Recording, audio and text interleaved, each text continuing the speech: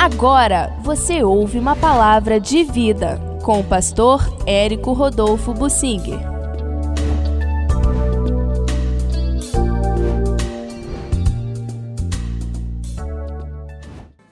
Jeremias, o profeta, anuncia que Deus já tinha determinado destruir e não voltaria atrás.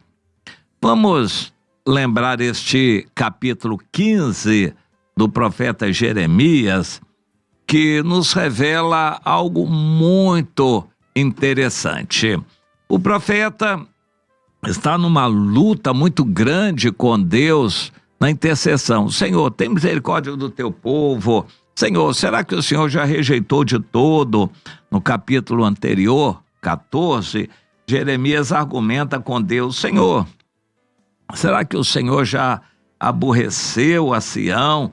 Por que o Senhor nos feriu e não a cura? Nós aguardamos a paz e nada de bom. Senhor, nós conhecemos a nossa maldade. Não nos rejeites por amor do teu nome. Não cubras de opróbrio o trono da tua glória. Lembra-te, não anules a tua aliança conosco. Nós esperamos em ti, pois tu és aquele que faz todas as coisas.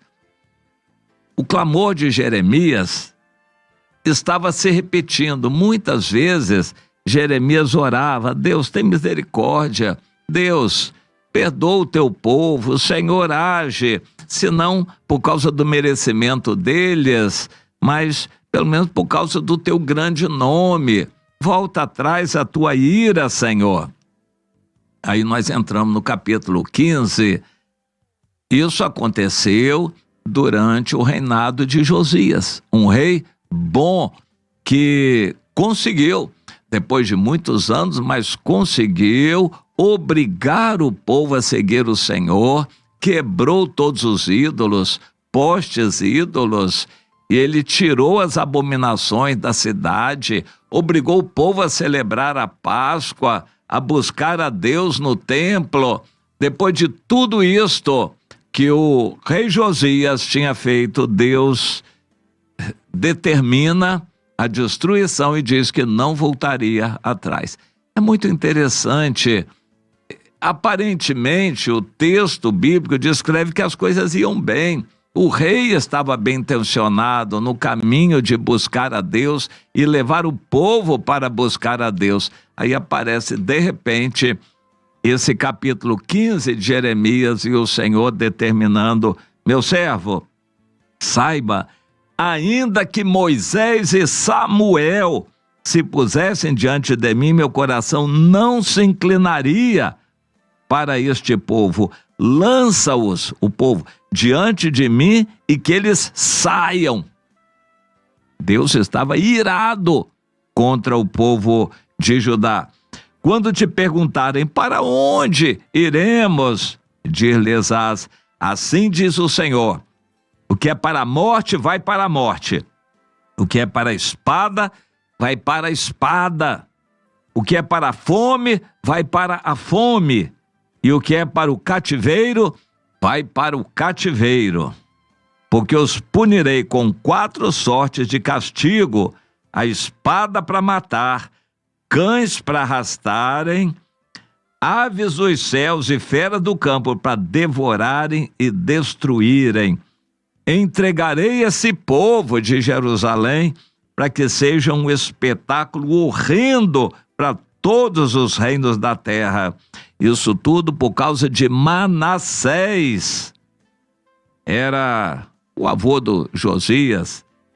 E esse Manassés, por tudo quanto ele fez em Jerusalém, eu determinei, não vou voltar atrás. Vários aspectos aqui para a gente considerar.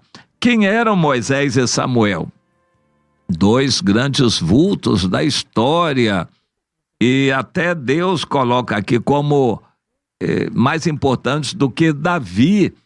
Davi não é mencionado aqui porque Davi foi um escolhido de Deus para ser um rei, e Moisés e Samuel eram profetas, eram sacerdotes, eram pessoas da intimidade com Deus, eram intercessores, principalmente eles eram líderes que intercediam pelo povo.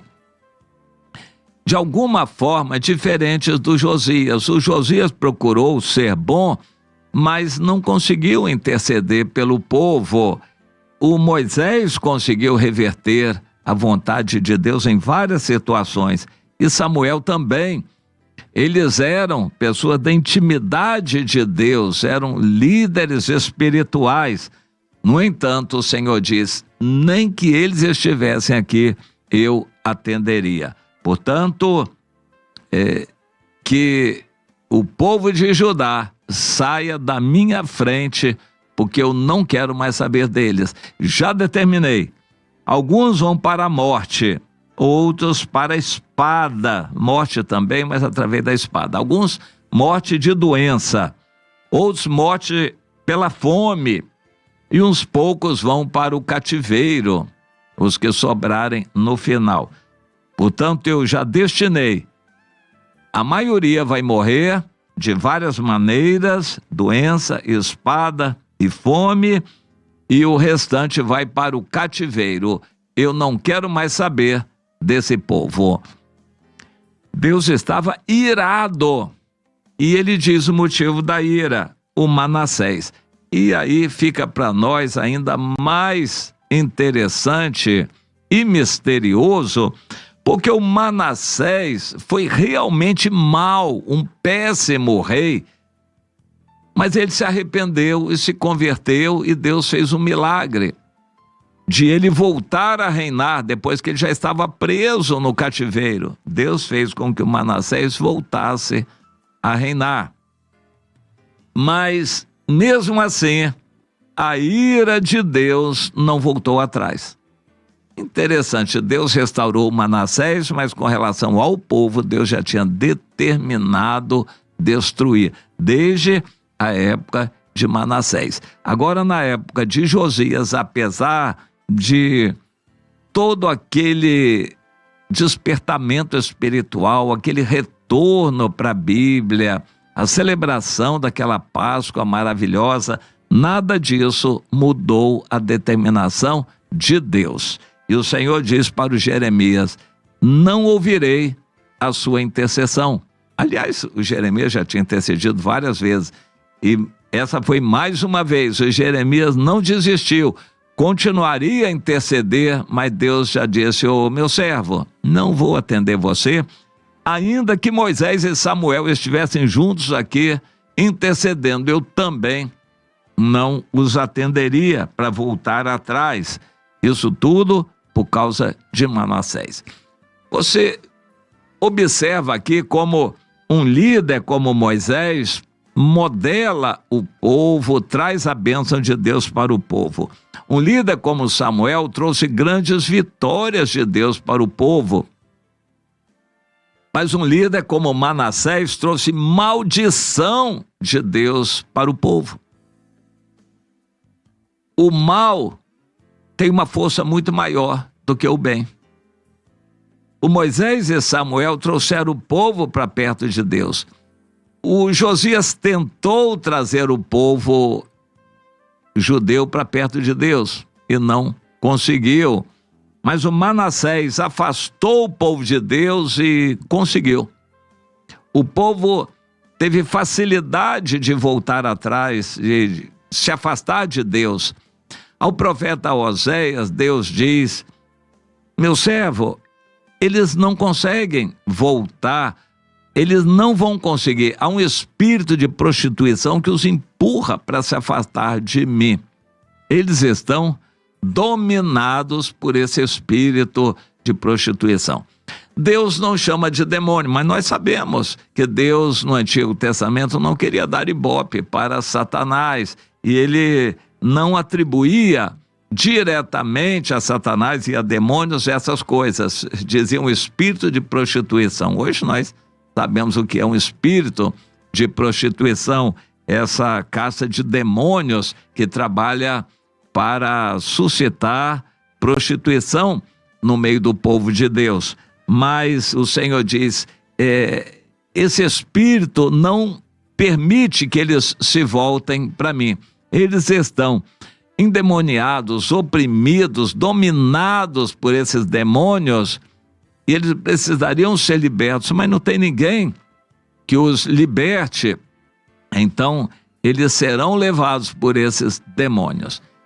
Interessante também, o pecado traz brecha para demônio entrar. Depois que a pessoa está endemoniada, ela não tem força.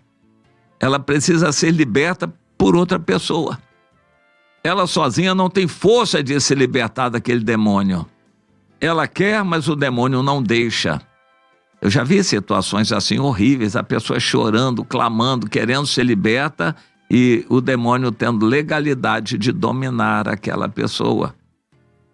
É uma situação muito ruim, a que o profeta Oséias descreveu no capítulo 5, se não me engano. Um espírito de prostituição impede que esse povo se volte para mim. Isso ficou bem caracterizado na época de Jeremias. Jeremias clamou, intercedeu.